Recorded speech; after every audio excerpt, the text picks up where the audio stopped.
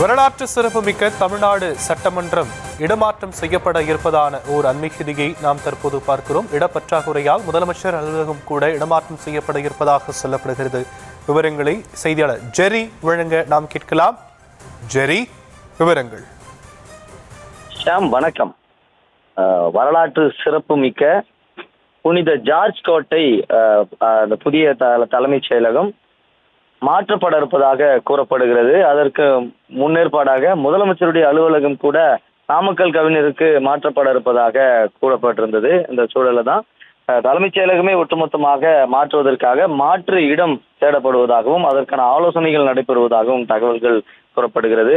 17வது நூற்றாண்டுல கட்டப்பட்ட புனித ஜார்ஜ் கோட்டையில தற்பொழுது செயல்பட்டு வரும் தலைமைச் செயலகத்தை சென்னை நகர்ல மையப்பகுதிக்கு வெளியே புதியதாக அமைக்கப்படும் நிர்வாகம் வளாகத்திற்கு மாற்று வழி தேடுவதாகவும் பரிசீலித்து வருவதாகவும் கூறப்படுகிறது. பாரம்பரிய கட்டிடமாக இருப்பதால இடப்பற்றாக்குறை, புதிய கட்டுமானங்களுக்கு விதிக்கப்பட்டுள்ள கட்டுப்பாடுகள், வாகன நிறுத்தம் உள்ளிட்ட அடிப்படை வசதிகள் பற்றாக்குறை ஆகியவை இந்த முடிவுக்கு முக்கிய காரணங்களாக கூறப்படுகிறது. இதற்கிடையில முதலமைச்சர் ஜோசப் விஜய் புனித ஜார்ஜ் கோட்டை வளாகத்தில் உள்ள நாமக்கல் கவிஞர் மாளிகையில 10வது மாடியில் புதுப்பிக்கப்பட்ட அலுவலகத்திற்கு இடம்பெயர வாய்ப்புள்ளதாகவும் அதற்கான பாதுகாப்பு ஆய்வுகள் நடைபெற்று வருவதாகவும் தகவல்கள் தெரிவிக்கின்றன.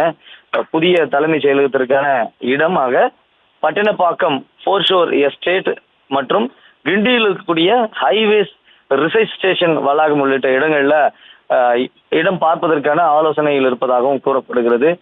இருந்தாலும் இந்த இடங்கள் குறித்து இறுதி முடிவுகள் எடுக்கப்படவில்லை என்றும் தகவல்கள் கூறப்படுகிறது.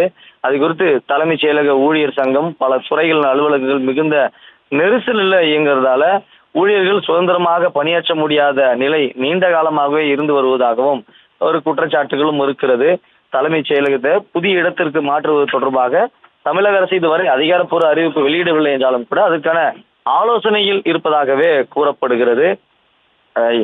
கடந்த முறை கூட 2026-2011 திமுக ஆட்சி காலத்துல அப்போதைய முதலமைச்சர் கருணாநிதி கனவு திட்டமாக சென்னை ஓமந்தூரார் அரசினர் தோட்டத்துல சுமார் 450 கோடி மதிப்பீட்டுல புதிய சட்டப்பேரவை மற்றும் தலைமைச் செயலக வளாகமும் கட்டப்பட்டது. 2010 அப்போதைய பிரதமர் மன்மோகன் சிங்கும் திறந்து வைத்திருந்தது குறிப்பிடத்தக்கது. அதன் பிறகு 2011 ஜெயலலிதா தலைமையிலான அதிமுக அரசு பொறுப்பேற்றதும் புதிய கட்டடத்துக்கு இடமாற மறுத்து பழைய புனித ஜார்ஜ் கோட்டையிலேயே தலைமைச் செயலகம் தொடர்ந்து இயங்கி வருகிறது. கட்டிடம் முழுமையாக கட்டி முடிக்கப்படாமலும் அவசரமா தேய்க்கப்படுறது பல்வேறு காரணங்களை சொல்லி அப்போதைய ஜெயலலிதா தலைமையிலான அதிமுக அரசு புதிய தலைமைச் செயலகத்துக்கு நகர்வதற்கு மறுத்துவிட்டு தற்பொழுது மருத்துவமனையாக மாற்றிருக்கிறாங்க.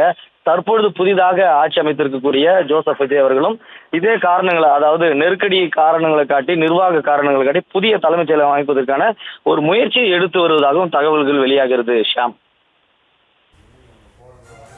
விரிவான விவரங்களுக்கு நன்றி ஜெரி.